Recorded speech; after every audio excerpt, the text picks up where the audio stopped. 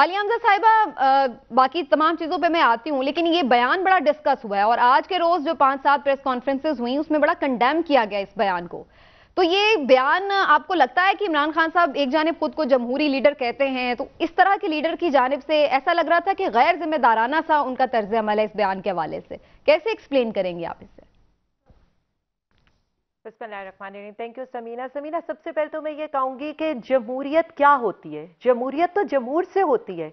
जब जमहूर को यहाँ पर जत्थे कहा जाए, जमहूर को यहाँ पर फितना कहा जाए, जमहूर की आवाज को दबाने की कोशिश की जाए, यहाँ पर जमहूर के चादर और चार दीवारी के तकद्दुस पामाल किए जाए, जमहूर जब अपने हक के लिए सड़कों के ऊपर निकले तो उनके ऊपर शेलिंग की जाए, हम जैसे लोगों के ऊपर जो पुरअमन है फास्फोरस बम के पर्चे लगाए जाए, हमें हमारे घरों से घसीटा जाए, तो आप मुझे ये बता दें तो कौन सी जमहूरियत है? ऐसा तो आमरीयत में होता है, बल्कि आमरीयत में भी इस तरह से नहीं होता था कि सहाफियों को मुल्क से पहले भागने पर मजबूर किया जाए, फिर वहां से दूसरे मुल्क से उनको डिपोर्ट किया जाए और फिर उनकी जो है वो जसते खाकी एक शहीद का इस मुल्क में आ रहा हो और बाकी सहाफी अपनी जान बचाकर इस मुल्क से जा रहे हो। यहाँ पर टीवी चैनल्स को थ्रेट किया जाए, यहाँ पर पैमरा को ये कहा जाए कि अवामी लीडर का लॉन्ग मार्च तुमने नहीं दिखाना, अवामी लीडर की तकरीर तुमने नहीं दिखानी, अवाम को इन्होंने इस्लामाबाद घुसने से रोकना है,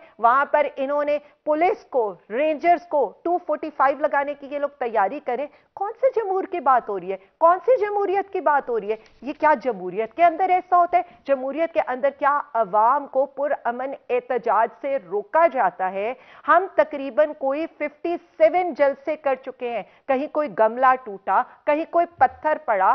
25 मई को पूरे आपके मीडिया के एक एक कैमरे ने दिखाया है कि हमारे हाथों के अंदर तो पानी की बोतलें भी नहीं थी। इन्होंने तो टीवी के ऊपर बैठकर कहा, इनका जो वो मुजरिम वजीर दाखिला है, कि मैं तो इससे ज्यादा शेल इनके ऊपर मारना चाहता था। जिस तरह के ये इन्होंने, अब ये हमें ये कह रहे हैं कि वहां पर जिस तरह की तैयारियां हो रही हैं, कहीं रबर बुलेट्स फायर करने की तैयारियां हो रही हैं, कहीं हमें पत्थर मारने की तैयारियां हो रही हैं, कहीं हमारी गाड़ियां तोड़ने की तैयारियां हो रही हैं, कहीं हमारे पास शेल्स मारने की तैयारियां हो रही हैं, इसको जमहूरियत कहते हैं। तो फिर ये हमें किस चीज से डराएंगे? और ये जो खुद आमरीयत की पैदावार है, फिर वही बात है जब हम ये बात करेंगे कि एक बंदा क्रिकेट खेलते खेलते आपने उसको पकड़ा, एक्टर बनने वाला था, आपके घर के सरिये लगाता था, उससे आपने एक पार्टी बना के वजीर खजाना बना दिया, उसका माइंडसेट तो वही होगा। ज़ियाउल हक की जो उंगली पकड़कर आया हो, बाद में हर किसी से कभी डिग्गी के अंदर बैठ के डील कर रहे हो, कभी बुरके के अंदर बैठ के डील कर रहे हो, तो उनको तो यही लगेगा। तो आपको यही लगता है कि मुल्क में जो हालात हैं वो ऑलरेडी जमहूरियत वाले नहीं हैं? चलिए, सही है, अवाम की आवाज सुने, अवाम की आवाज को जाना। चलिए थोड़ा सा आगे चलते हैं। आपने भी बात की है और मैं राना साहब से भी इसका लेती हूं जवाब भी, लेकिन राना साहब आप लोग तो हुकूमत है, हुकूमत की ज्यादा जिम्मेदारी होती है कि टेम्परेचर को डाउन करें, मामलात को तलखी की तरफ ना लेके जाएं बल्कि ठंडा करें। तो फिर आप लोगों की जानिब से इतने स्वीपिंग स्टेटमेंट्स के जी हम बात नहीं करेंगे, करनी नहीं चाहिए, बात ही ना सुने, तो ये तो फिर और ज्यादा ऐसा तासुर दे रहा है कि जैसे आप लोग भी कुछ मामलात को ठंडा करने के मूड में नहीं है। बिस्मिल्लाहिर्रहमानिर्रहीम। सबसे पहले मैं बड़ी जल्दी से आलिया हमजा साहिबा का जरा जवाब दे दूं। देखें, predator of press freedom index या प्रेस फ्रीडम प्रेडेटर का लकब मिला इमरान खान साहब को अपने दौरे हुकूमत में। प्रेस फ्रीडम की तबाही फेर दी गई, पता नहीं कितने चैनल्स और एंकर्स को बंद किया, कितनों को गोलियां लगी, कितनों को तशद्दुद हुआ। फिर उसके बाद इन्होंने नैब को एक आला बना के पूरी ऑपोजिशन को जेल में डाल दिया। फिर इन्होंने 20-20 किलो हीरोइन के जो है वो जाली पर्चे जो है वो काटे लीडरशिप के ऊपर। राना सनाउल्लाह आपके पास एक जिंदा मिसाल है कि किस तरीके से एक फाशिस्ट हुकूमत ने जाली पर्चे बना के उनको अंदर किया। इसी तरह अगर आपको याद हो कि नैपी चेंज करने की मिसाल इनके अपने चीफ मिनिस्टर ने दी, तो ये जमहूरियत की बातें और जमहूर की बातें करते हुए अच्छे नहीं लगते। इनको तो उंगली पकड़ के जो है इक्तदार में बिठाया और फिर इतनी तंग आ गई इस्टेब्लिशमेंट के, उन्होंने कहा अब हम अगले 15 साल जो है वो हमारी क़यादत ने ये फैसला कर लिया कि हम सियासत के अंदर जो है वो इन्वॉल्व नहीं होंगे, और ये बांगे दे रहे हैं इस्टेब्लिशमेंट को कि हमारी सिलेक्शन करो। तो इन्होंने इसी तरह की फिर वो बयान देने के लग जाए मार्शल लॉ, बेड़ा गर्क हो जाए पाकिस्तान का, लेकिन इनको इक्तदार की हवस ने जो है वो अंधा किया हुआ है। अब आपकी बात आ गई کہ حکومت کی ذمہ داری ہے، تو حکومت نے تو مساق معیشت کی بات کی، انہوں نے رد کر دی. اب ان سے بات کس چیز پہ کی جائے؟ یہ کہتے ہیں الیکشن جلدی کرا دو. کیوں کرا دو بھئی الیکشن جلدی؟ یہ کہتے ہیں کہ عالمی سازش کے ذریعے حکومت آئی. تو وہ تو آڈیو لیکس نے ان کا بھانڈا پھوڑ دیا. وہ تو صدر عارف علوی نے اس کو رد کر دیا کہ مجھے بھی یقین نہیں ہے عالمی سازش کو. پھر جن ایجنسیوں نے عالمی سازش سے مقابلہ کرنا ہوتا ہے وہ کہتے ہیں کہ سائفر کا ڈرامہ کیا گیا. تو وہ تو دفن ہو گیا، میں کہتا ہوں بیانیہ. تو پھر کیوں الیکشن جلدی کرا دو؟ کیونکہ ان کو لگتا ہے یہ پاپولر ہے. یہ پاپولر ہیں تو ابھی ابھی الیکشن کرا دو، شاید ہمیں اقتدار مل جائے. دوسری ان کی ڈیمانڈ ہے، یہ کہتے ہیں کہ آرمی چیف کی سلیکشن جو ہے یہ حکومت نہ کرے. کیوں نہ کرے وہ یہ حکومت آرمی چیف کی سلیکشن؟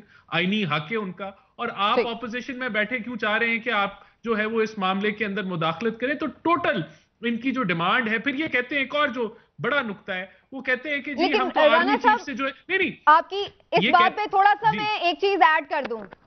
ٹھیک ہے، وہ آپ کی بات آ گئی، لیکن میرا اس پہ صرف ایک چھوٹا سا سوال ہے آپ سے کہ آپ لوگوں نے بھی تو آرمی چیف کی تعیناتی کی وجہ سے ہی پورا رجیم چینج کر دیا. چلیے میں سازش کی طرف تو جاتی نہیں، آپ لوگوں نے آپس میں اتحادی ملا کے وہ کر لیے، لیکن خرم دستگیر صاحب نے آن ریکارڈ یہ بات کی ہے کہ جی ایک تعیناتی ہونی تھی، اس وجہ سے ہم نے کہا کہ یہ کام جو ہے وہ پہلے کر لیں.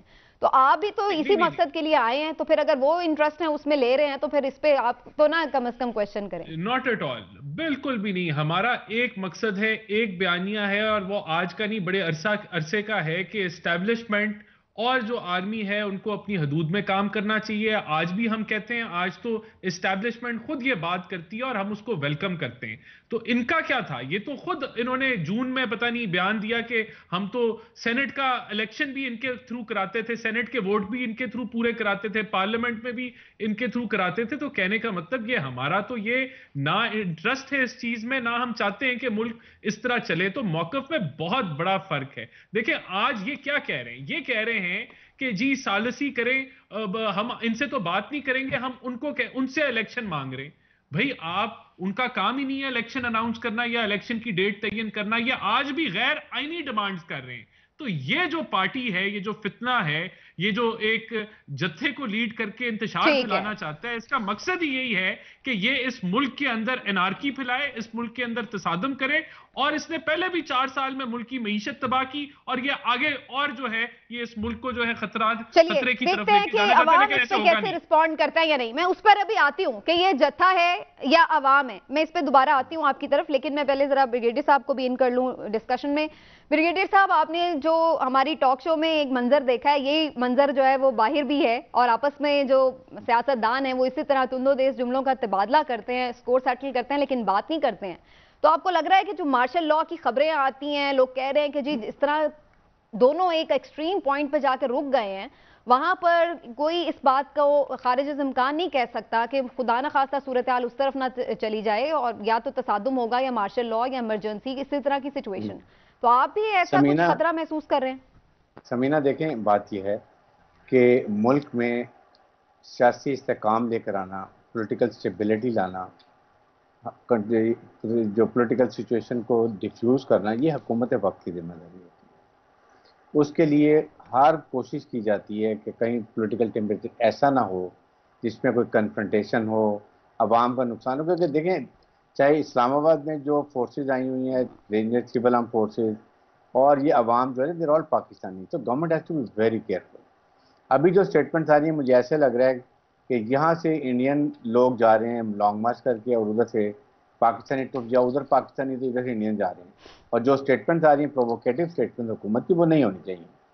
آئی ڈو ایگری کہ عمران خان صاحب کو بھی ایسی لینگویج استعمال نہیں کرنی چاہیے جو ان پارلیمنٹری ہو، جو زیادہ اشتعال دل ہے، وہ بھی نہیں کرنی چاہیے. لیکن اس کے ساتھ لانگ مارچ ایک آئین اور قانونی حق ہے، فنڈامنٹل رائٹ ہے، as long as it is peaceful اور قانون کے مطابق. اور یہ سپریم کورٹ نے بھی کہا، ہائی کورٹ نے بھی کہا ہے.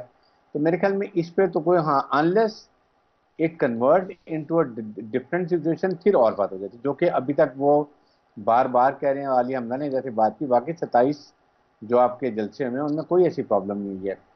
لیکن یہ اسٹیٹمنٹس اس سٹیج پہ آنا کسی نہ کسی کو، آپ مجھے یہ بتائیے کہ یہ جو عمران خان صاحب ڈیلے کر رہے ہیں، میرے خیال میں تو یہی پرپز لگتا ہے کہ he is giving a chance to realise sitting government کہ جی کوئی مذاکرات کر لیں. We want to settle. ہم نہیں چاہتے کہ جا کے اسلام آباد کے پاس کنفرنٹیشن ہو، نمبر 1. اس کے لیے حکومت کے پاس انیشیٹو ہے، یا آپ کی کانسٹیٹیوشن اپائنٹمنٹس ہیں، چیئرمین سینٹ ہیں، پریزیڈنٹ ہیں، چیف جسٹس آف پاکستان ہے. میں حیران ہوں کہ کوئی نہیں بول رہا، نہ حکومت، نہ کوئی سینئر پالیٹیشین، نہ کانسٹیٹیوشن اپائنٹمنٹ. لگتا ہے سب تماشا دیکھ رہے ہیں کہ جاگے ہوتا کیا ہے. پاکستان میں اس وقت پولیٹیکل انسٹیبلٹی ہے. پولیٹیکل انسٹیبلٹی کا مطلب ہے آپ کی اکنامک انسٹیبلٹی ہوگی، اور زیادہ حالات خراب ہے. کین وی افورڈ اسٹیج کے اوپر اس طرح کے حالات کو؟ اور اس کے لیے میں یہ ابھی بھی کہتا ہوں کہ still we should give first peace a chance. اگر نہیں ہوتا تو یہ تو آپشن ہے ہی. آپ کہیں نہ کہیں ٹھیک. جب بیٹھتے ہیں تو آپ کی آئس میلٹنگ ہوتی ہے، آپ مذاکرات کرتے ہیں، کوئی حل نکال لیتے ہیں. یہ it is a need of the day. میں ایز اے پاکستانی یہ کہہ رہا ہوں، یہ دونوں عالیہ حمزہ بھی ہیں اور رانا افضل بھی ہیں، یہ اپنی پارٹیز کو ضرور بتائیں کہ find a solution before it is too late and it is damaging for the country.